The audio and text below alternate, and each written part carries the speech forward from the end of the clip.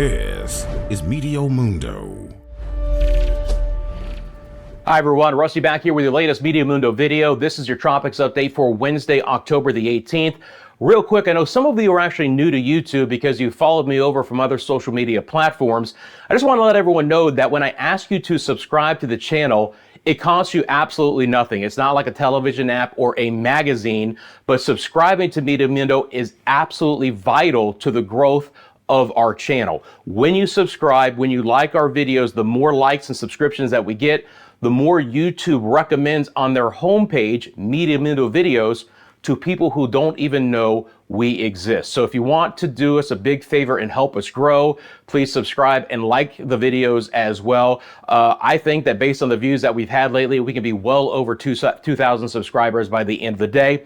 Thank you very much. And if you do want to support the channel, you can find that in the description below. All right, let's get into the story again. We continue to monitor our tropical disturbance, which is slowly, and I mean slowly, continuing to look better organized. At this point in time on midday Wednesday, it is about 850 miles from the central Lesser Antilles. But again, it continues to look better and better on our satellite imagery. Take a look at it again. Now, yesterday at this time, we were looking at it fighting some dry air and wind shear on the western side. That is absolutely no longer the case. Look at the flare up of thunderstorms on the western side. So some of the issues that were inhibiting this system from developing have gone away. It's still in a slow development phase, but based on everything I've seen in the National Hurricane Center's discussions as well, I think more than likely we're going to get a tropical depression out of this either sometime later today on this Wednesday or early on Thursday. We can take a look at a couple different products here on our enhanced satellite imagery. That's the Cirrus cloud tops, the higher cloud tops. We have a little glitch in the data there just real quick, but you can see again, looking at the visible satellite imagery, that we still have a little bit of some drier air there. I'm sorry about that last glitch, but again, very, very impressive overall. Water vapor imagery looks better as well. Again, look at the blow up of the water vapor, the moisture content on the western side of this thing. That will wrap back into the system. So again, all looks like we'll continue to see development of this as we go through our Wednesday. All right, so let's take a look at where this disturbance, more than likely at least a tropical depression, will be headed in the next several days. So the red area, again, it's not a track from the Hurricane Center. It's simply the area that they feel like this will likely develop. It obviously makes sense. It's tracking west-northwest. This is going to be its development area. I put the spaghetti plots on there. Those are tropical models. Now, I show you the GFS and the European models, and we look at the different members within those models. But on these spaghetti plots, these are all different tropical models. Some of them are based off of each other, but this is why we call them spaghetti plots, because they are all over the place, because they're all different models. But there is relatively good agreement taking this disturbance, again, more than likely a depression or a tropical storm, into the Leeward Islands and then turning it north. So certainly the central and the northern Windward Islands and all of the Lesser Antilles need to pay very close attention to this system over the next several days, and we promise we'll keep you covered here at Meteo Mundo. So let's take a look at the areas that could be potentially impacted. Now, again, you see Anguilla is not actually in that area because the Hurricane Center thinks it's going to develop before it reaches Anguilla. Doesn't mean you're not going to be impacted. More than likely, you can see based on those spaghetti plots that if it does get going, that's some of the areas that it would head. Some of the other areas that could be impacted, I'm zooming just a little bit here, include Barbuda, St. Kitts and Nevis, Montserrat, down towards Guadeloupe, and the central side here of the development potential. We have Dominica, and then farther off towards the south, we have Martinique, and then off towards the southern area of this potential development, we have Barbados, St. Vincent, and St. Lucia. So again, overall, higher impacts likely for the central and the western side of the Windward Islands, and then on over towards the entire northern side of the Leeward Islands, and just off towards the west, of course, would be the British and U.S. Virgin Islands and Puerto Rico. So again, not a track as of yet, but looking at our spaghetti plots, our computer models, this is the area of interest that we're going to be keeping a very close eye on for you. All right, let's get into the different models and their solutions. This is the GFS model, and I'm going to run this out. Now, the GFS model continues to track this system closer to the islands. That has been the trend over the last several days. And now that we've had several days of these models running, and I've been able to look at them run to run and day to day, we get a little bit better feel feel for the trend. So the GFS model, still a stronger model compared to the European model, still just east of the islands, but that buffer is beginning to narrow a little bit here. So you can see on the GFS model, a pretty tightly wound system. I want to back it up here, and you can see, we'll take a look at our measuring tool, how close we're going to be from the islands. I'll zoom out towards the center. Still have about a 200-mile buffer on the GFS, but again, it's been a little bit narrower the last couple of days. The GFS, being a stronger system, does try and recurve it a little bit quicker to the north, but it's somewhat of the outlier. Here's what I will say, and it's not all horrible news, is that the models that keep it weaker drive it farther west. The models that keep it stronger try and recurve Tammy to the north and to the east quicker and away from the islands. Now, we can look at several different things on this particular model. So we'll go from the reflectivity. I want to look at the wind gusts here. So we're going to take a look at the winds on the GFS model associated with this system. And as this zooms through, again, you're going to be looking for the areas, at least in red, but pink towards purple, for solid tropical storm force winds. And we're even getting some in those purple to yellows, which might be indicative of at least some hurricane gusts. Now, these are wind gusts. They are not sustained winds. So the GFS model in general keeps Tammy a tropical storm, but you can see that core of wind is quite strong and significant on the GFS model, but thankfully away from the island. So again, the core of the GFS keeps it just east, and we hope that's the trend if Tammy were to get as strong as what the GFS model is showing. We can also take a look at the total precipitation on this model as well, and it's vitally important because, look, I know a lot of you in the comments have said, Rusty, we actually need some rain.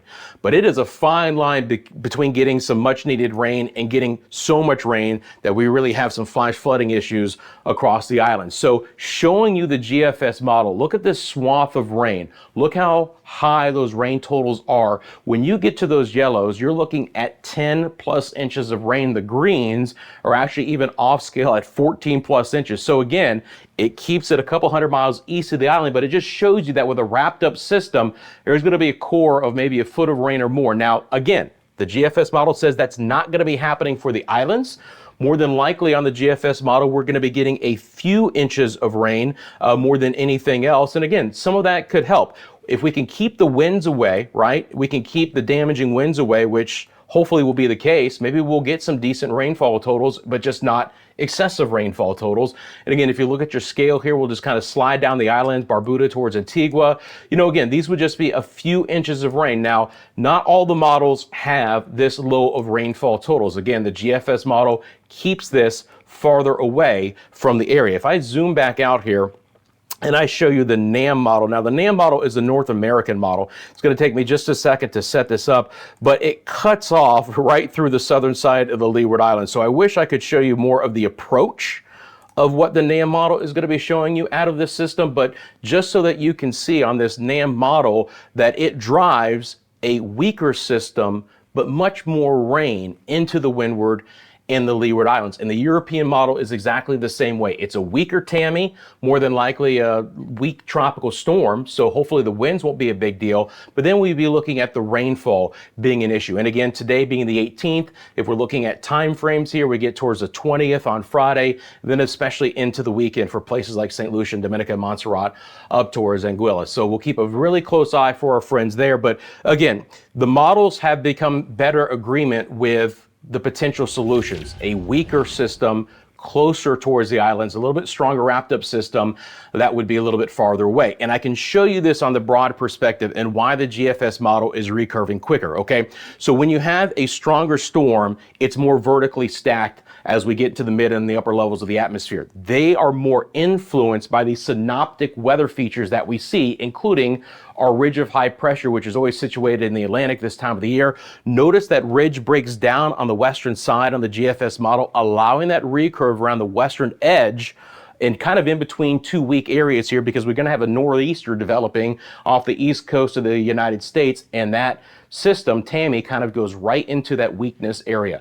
The European model has this ridge farther west and doesn't have it influenced as much by the nor'easter developing. And you can see that. I'm a little bit tight here, but you can see those clusters here showing you that, again, on the European model, there's just not that weakness on the Atlantic ridge out west, which is going to allow that system to travel farther west. And again, it being weaker, it's just not influenced as much by that area of high pressure to the north. So there's still obviously disagreement in the models, but I'm happy to see that the GFS has stuck to its solution the last couple of days, be it a little bit farther west.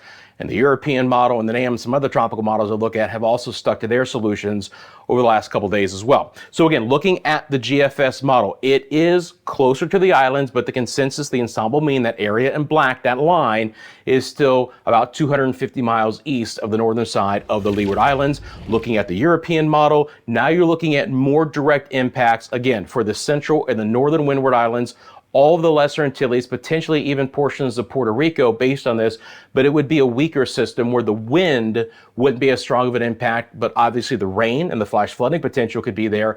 And we're going to see a lot of high surf and sea conditions as well. So the GFS model yesterday, the black line was teetering on that category 1 strength. It's now in tropical storm territory as the ensemble mean, but you can still see some of the model members bring it to a hurricane. Others, and most of them, keep it as a tropical storm, be it a higher end tropical storm. I mean, obviously we're talking about 50 to 60 mile an hour winds, sustained with some higher gusts. The wind threat with the GFS model is still significant if it were to approach the islands closer. The European model continues to be a weaker intensity, again, making it a tropical storm. So there's a high likelihood we're going to get a name. It's not just going to be a tropical depression and number. It's going to be Tropical Storm Tammy more than likely. Again, that's just based off of all the information that I'm seeing here. And again, your time frame of development is in the next, let's say, 12 to 24 hours, and then potentially becoming a tropical storm late Thursday and into Friday. So again, let's break down the potential areas of impacts. Now, the only change that I've made compared to yesterday is I've taken the Dominican Republic off of this list and I've moved it over to the unlikely category, because I don't think that, based on the tracks, that we are going to see a lot of impacts for the island of Hispaniola. So possible impacts: Puerto Rico, the Virgin Islands, Anguilla, St. Kitts and Nevis, Antigua, Barbuda, Montserrat, Guadeloupe, Dominica, Martinique, St. Lucia, St. Vincent and the Grenadines, and Barbados. And I mean any kind of impact: wind, rain, potential flash flooding, high surf and sea conditions as well.